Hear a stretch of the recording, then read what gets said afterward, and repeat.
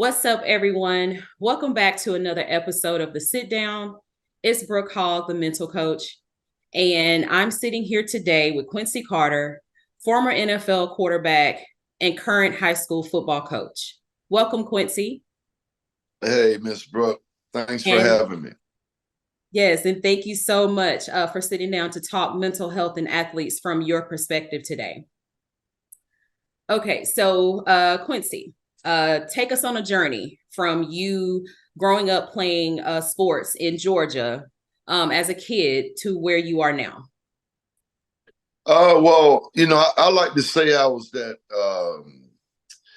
recreational program kid that got off the bus, right at my rec center, Gresham Park in Decatur, Georgia. I did a lot of my homework there, and then we learned how to play various games, whether it was basketball, badminton. People don't know this. I'm gonna age myself right now, but bumper pool, football, baseball. So I grew up in the park. That's why I learned the love of sports. I love the love of teamwork, working with others, and competition. So I was the rec park kid. Okay. And as a kid or just as an athlete, just in general, were you taught to take care of yourself mentally and emotionally? Not to knock anybody, uh, but no. One thing I will say, how we dealt, with any kind of mental or social issues, was the church and God. Um, but and that's not to put a butt on God, but I did it again. we we uh, we learn the power of prayer.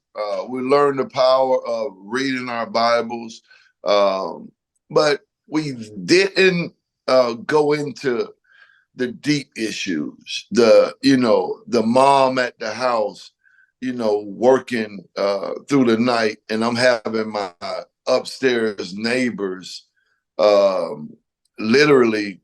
Uh, watching over me at night, but I was in the house by myself. And then mom coming home at 6 o'clock. She's tired.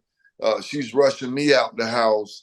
Some mornings wasn't so delightful, but she's working and she's a single parent mom. And then me going to school with some of those rough mornings and not having the best day at school. We didn't talk about, you know, the coach cursing at us at times, but we were getting the same thing at home. We didn't talk about, our dads not being in the household, uh, but our, coach kind of being that dad away from home. But we already have inside of us how we feel about men. And so we're going to practice with this man kind of being our dad. But then he's going about it where we don't even understand if we should be taking this from a man because we already have, those men issues. Things like that weren't, being put to the forefront, and we didn't know how to deal with it except for praying and going to God. But at that age, and I'm talking, 7, 8, 9, 10 years old, we're understanding God has this power. But to really get into the intricacies of a relationship with God, we're not there yet. So these are some of the things we had to deal with.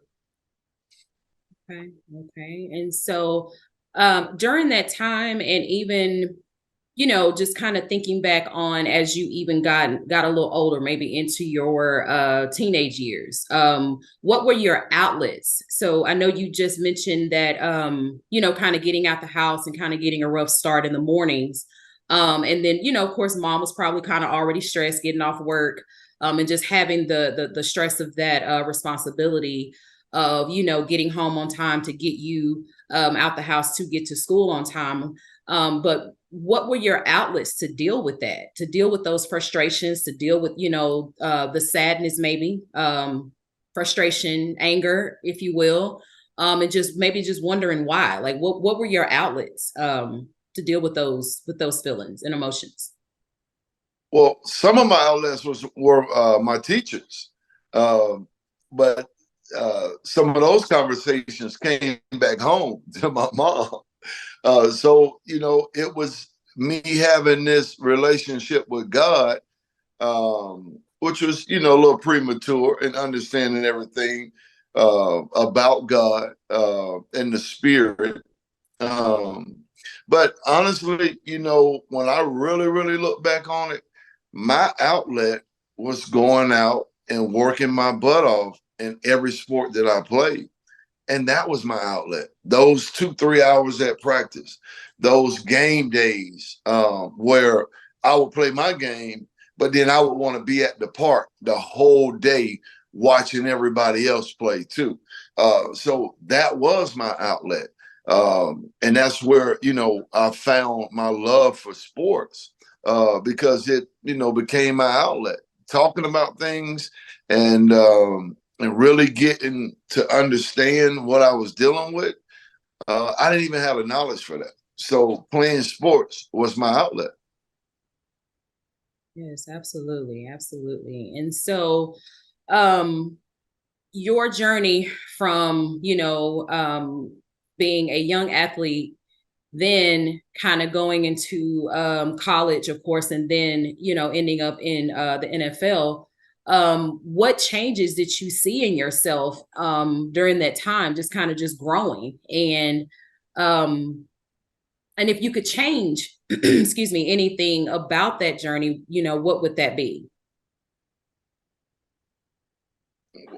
Well, the biggest change I really seen in myself is that those outlets of going to God, going to, as I got a little bit older, having coaches that I, allowed to come into my space and get some of my innermost thoughts and feelings.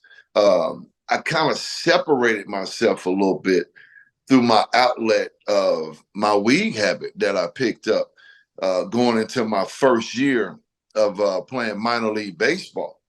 And that weed habit became my outlet, became my quiet time, became how I dealt with things and to get away from really, honestly, humbly saying this, the stardom that I was starting to feel, the relationships that was so friendly and, and non committal to, oh, you're this person who God is having you to become now. And not just that, intimate friendship where you're not even looking at me as who everybody else is looking at me. And so I started to feel that and use marijuana as some of my outlets. And eventually, on down the line, that came to bite me in the butt a little bit. But that's where I see the biggest change in me starting, 17, 18 years old. Me doing some things I had no business doing and not, going to God with these feelings. Still not having the education about what all I'm dealing with, but those are, some of the things that ultimately I got into that came back to bite me in the butt. And so when you talk about, kind of turning to, marijuana, as your outlet, um, were you ever able to understand, and and I mean, I know you knew, of course, that it was a choice, but at the same time, like you're saying, the education wasn't there for you to understand how you could maybe go to someone and talk to them, or whomever that may have been, whether it been a coach or a teacher or whomever. So did that did that maybe, I guess, increase your feelings of maybe anxiousness as you got into, maybe getting drafted and, and going on that journey? Did that anxiousness increase as far as, the stardom? I'm sure, which, that got bigger for you for sure. But did the anxiousness of just kind of trying to understand and kind of keep everything, kind of as calm as you could for yourself, so that you could understand your next path? Did that increase for you, or what was that like?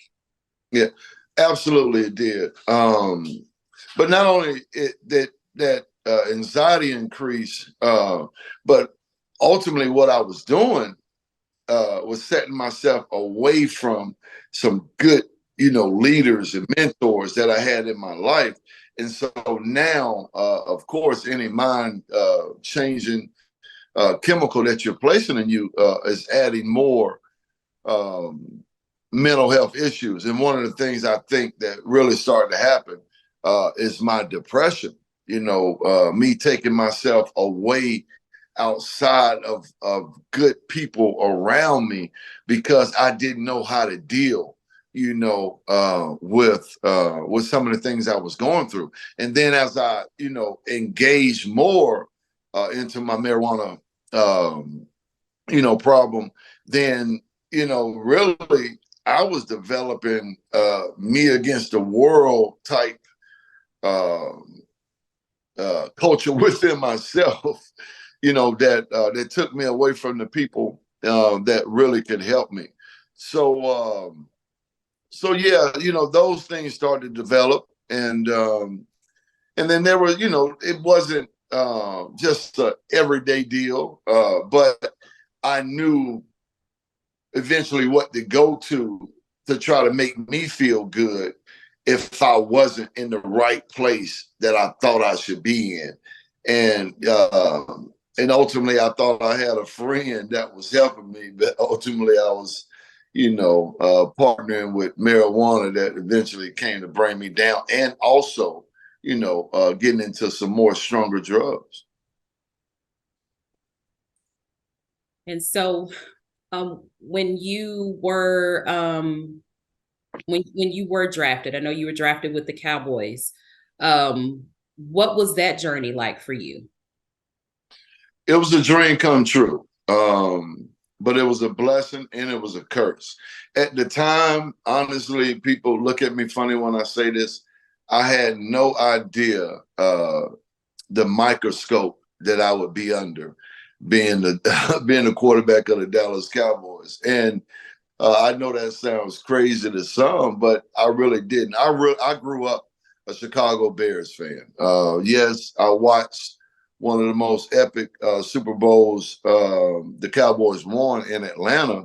I think it was against the Buffalo Bills, and kind of seeing that whole Cowboy nation come to Atlanta. But you're talking to the kid that got off the bus at the recreation park. You're talking to the kid that knew nothing else but to want to get to the NFL or the Major League Baseball. And so that was always in my mind.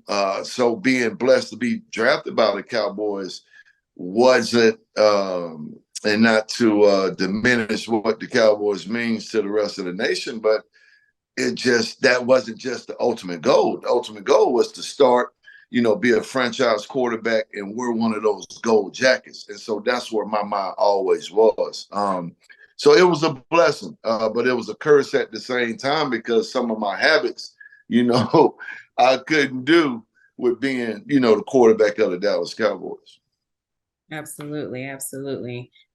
And so I know that you've kind of talked about kind of being under the microscope of that huge platform. Like you said, it was definitely a huge blessing, and definitely, every young person's dream, of course. But did you face like any additional pressure coming in, right after, Troy Aikman, had left?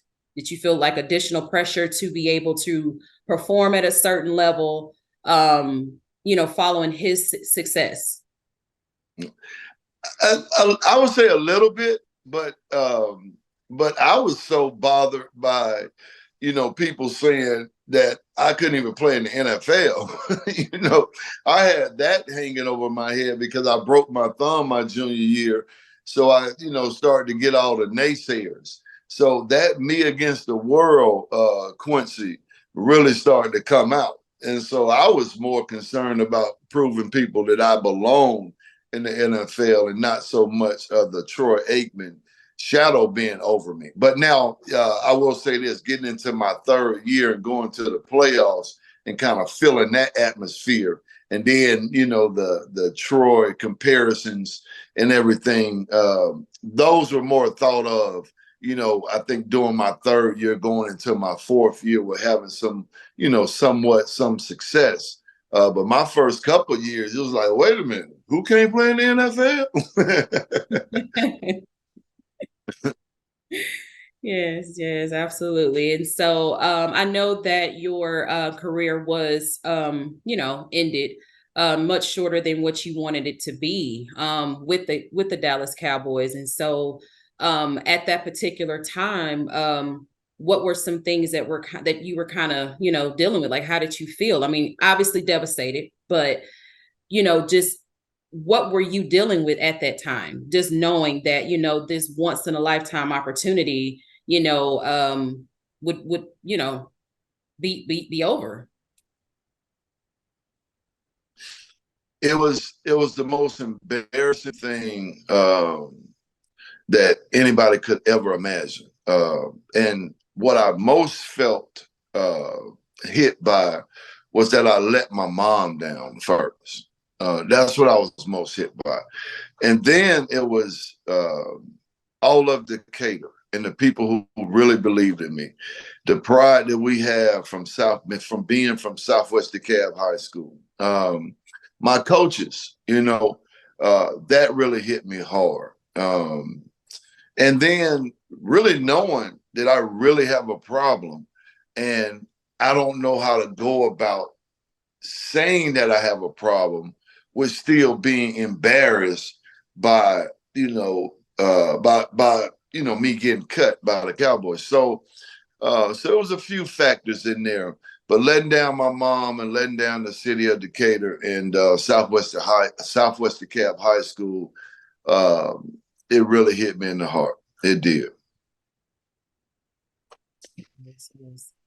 And so I know that you were able to, get picked up by the Jets, for a period of time. And so what was that like? Did you feel like maybe you had regained a little bit of hope and had a second chance? I did. Not at first initially. At first initially, I was so depressed. I was up in New York. It was snowing in September.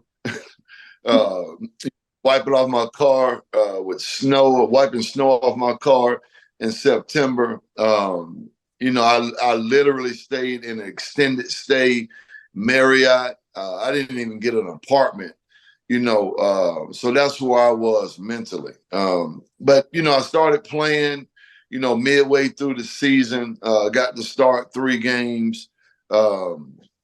And then right after that, me starting those games, Chad Pennington came back from injury, and that depression started to set back in a little bit. So it was a real difficult, 5 months of my life, 5, 6 months. We ended up losing, I think, the second round of the playoffs, but it was real difficult. It was hard to deal with. Somehow, by the grace of God, I got through it. Without getting penalized or getting suspended or what have you for failing another test. But it was real difficult. Don't press that button. There's still more to come from the sit down. For more content from the sit down and the mental coach Brooke Hogg, follow, like, and subscribe on Instagram, Twitter, and YouTube.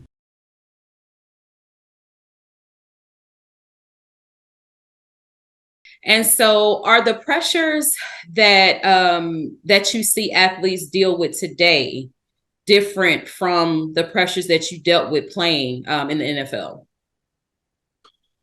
Uh, I would have to say yes. And two factors really come to mind. Number one, I didn't play in this era, of course. Well, I didn't play in the social media era. So I can, see through them what they deal with from a standpoint of trying to prove something to someone, uh, wanting someone to validate, how good they are, seeing other athletes maybe getting more attention from them and seeing how they can try to maybe get that attention. Uh, and not so much just getting likes, but getting colleges and people aware of how good they are. So I think that's a major pressure for these athletes today. The other factor that comes to the forefront of my mind is the illusion that marijuana is legal. Some of these athletes, just because they hear that marijuana is legal in so many different states, and it's okay to indulge in that type of behavior. And then the influences that they have, from their devices and seeing other things. But in our world, not only does marijuana affect you playing wise, but marijuana affects you mentally on so much of a greater scale that you can't even imagine, especially to be able to try to make these athletes understand that you're not even smoking the same marijuana. They have legalized marijuana for a profit, the government was. So they have to make this stuff even stronger than what I even smoke. So you don't even understand that, the chemicals that are being grown into this plant that's, making it more addictive so you can keep running back to it. So those are the two, key factors that, even though I indulged, but didn't have to deal with society telling us, that it's legal. And then the pressures of social media is greatly, influencing these athletes. Absolutely. All of that is so very true for sure about the social media piece. And so with your experience playing at the professional level, how do you help athletes, mentally prepare for life in the NFL? Yeah. I really dig into their minds and letting them understand that this window of the sport you're playing right now is going to be so short of a window in your life. I'm not trying to deter you away from, you making it to the next level, and that's to the professional level of your, sport. But I want you to understand that you got to get a game plan for life. You got to figure out some other things that you want to get into business wise, welding wise, owning barbershops, real estate. What is it that you think you may be interested in outside of your sport? And then understanding that you literally, have all these things at your disposal right now that you can really start educating yourself on business wise, welding wise, being a car mechanic, learning everything about being a car mechanic, owning your own dump truck company, later on, if that's what you want to venture in. It's so many different things. Learning how to be a barber, then, cutting hair, then owning different barbershops. The world is so wide open for these guys now. And so I want them to understand that everything is at your disposal now to set up the rest of your life later on. So that's some of the things I try to instill in my athletes to let them know this is the reality. that this thing is not going to last forever. All right, what is going to be our game plan when that door shuts on us? Because our sport will be done with us. And this is what I say, to a lot of my athletes. Our sport will be done with us before we're done with it. So what do we do next? Yes, absolutely. That is some great advice. And I know that is something that this generation of, young athletes for sure definitely have to understand that having a, that second, plan B or just a backup plan, there's nothing wrong with that. Like you said, playing sports is definitely something that, they all athletes, they strive to, be great at. And like you said, unfortunately, that, sports will be done with us, like you just said, before before they're done with it. And that could mean from an injury, that could mean from, anything. It can be a wide range of things. So it's definitely important to encourage young athletes as well as the adult athletes as well to have a second plan B, C, D, whatever that may be, to just have something to fall back on. And so that kind of takes me into my next question, which is, you've of course obviously played at the professional level, before that played at the college level, and now you are coaching a generation of kids as well, of young athletes as well. And so how do you check in with them, mentally, just to, just to ensure that they know that you are a part of their support team? I really get to know all my, athletes. And that's from a perspective of, who they really are, how to coach them, how to talk to them, knowing, if I engage with you and get to know you a little bit better, I can know when you're not having that such a good day. And maybe you don't want to talk about it, but I can try to pull it out you because I know you. So that's the main emphasis for me, is getting to know everybody that I coach and understanding what makes them tick, and then understanding, when they're having that off day and maybe they need to talk. So I think, really, to be honest with you, you can't coach them all the same. I do understand that, but you can reach them all the same. And that's reaching them, understanding them, and getting to know them. Yes, absolutely. And so for you, with, being from Georgia, and then, obviously going on your professional levels, and then, working, on your sobriety, how is it for you being back in Georgia, now? Like, how is it for you now, being back? Like, is it a full circle moment for you, or, or do you just have a different mindset now in regards to helping the athletes of the future? Yeah, it's definitely a full circle moment.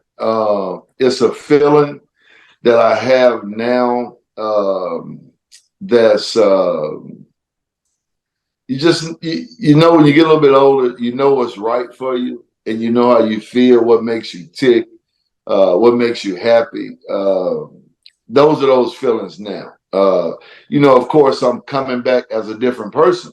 So, the things that I used to do, maybe the people that I used to hang around, is not so much to the forefront now. Heck, I'm 45 now.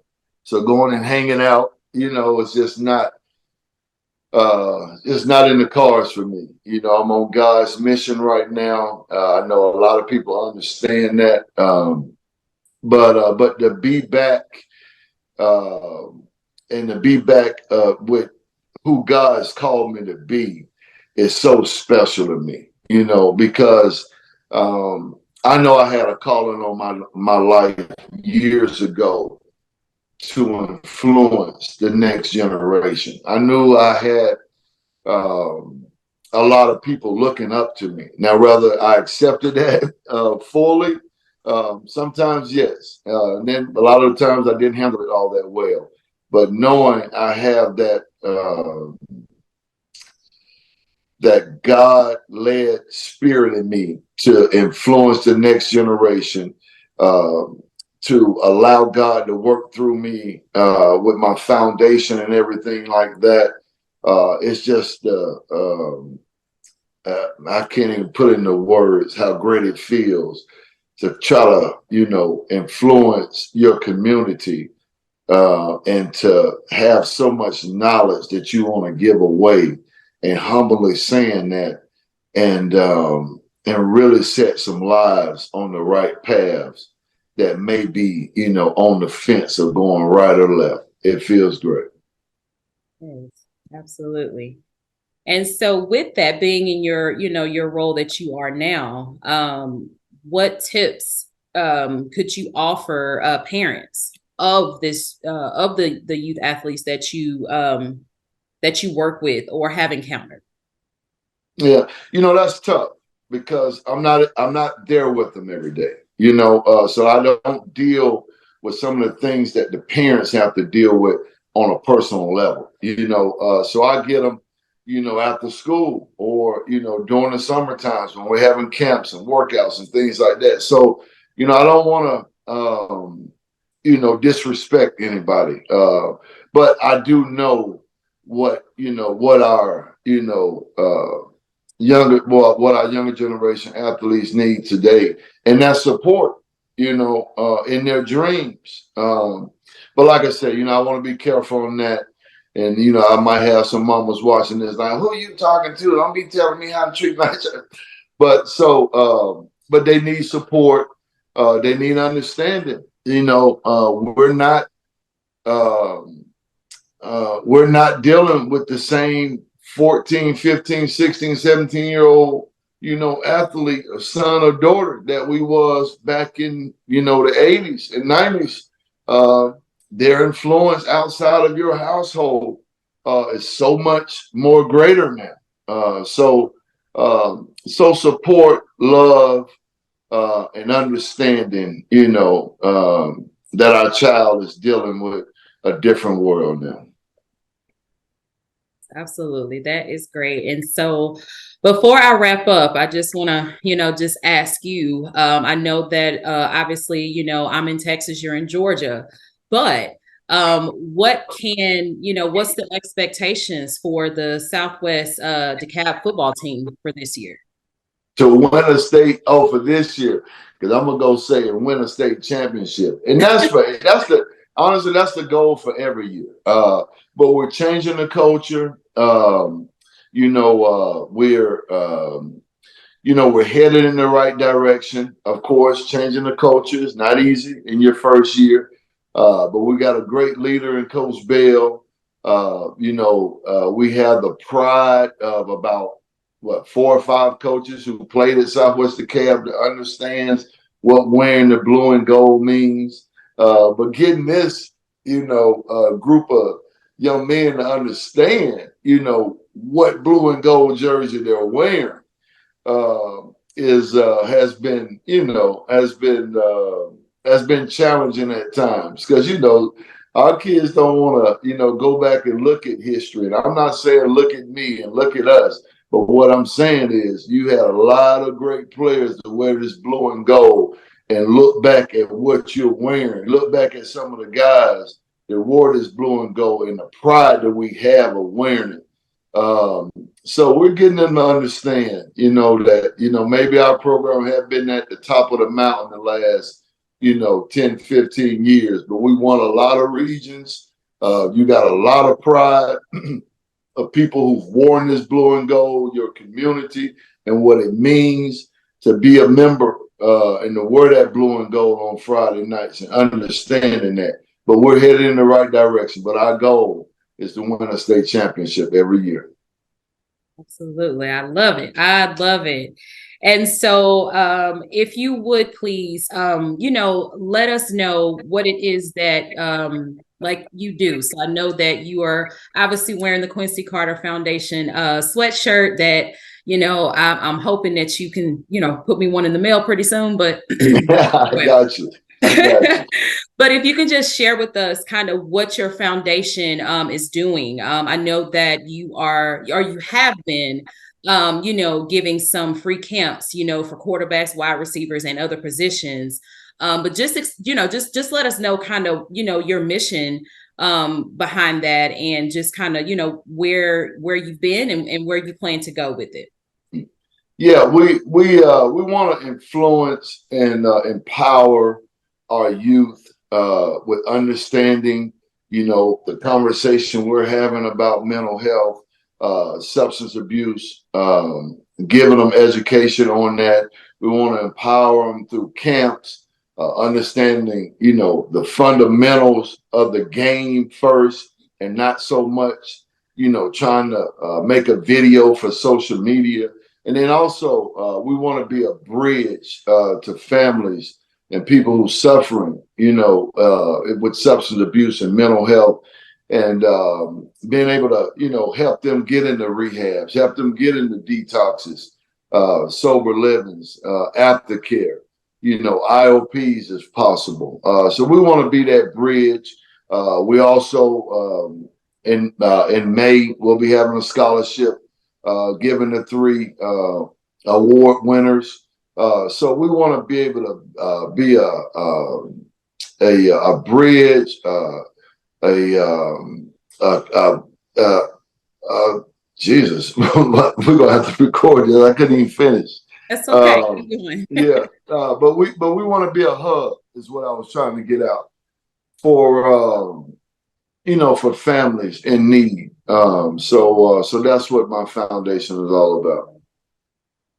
Absolutely. And so those of you that are watching, please check out the Quincy Carter Foundation. And Quincy, correct me if I'm wrong, is it www.quincycarterfoundation.com? www.thequincycarterfoundation.com. thequincycarterfoundation.com. So check it out. And then also too, if any of you are in the area where he is giving these free camps, please, take advantage of it and just go see, what he has to offer our next generation coming up. So Quincy, thank you so much for taking time out of your busy schedule to sit down with me today. I wish you nothing but an abundance of success going forward. Thank you so much. And thank you for having me. Absolutely. What's up, everyone? It's Brooke Hogg, the mental coach. And I want to thank you for tuning in to another episode of the Sit Down today. And I want to encourage you to like, follow, share, and subscribe to my social media handles that are listed on the screen. And until next time, I want you to remember to take care of your mental health.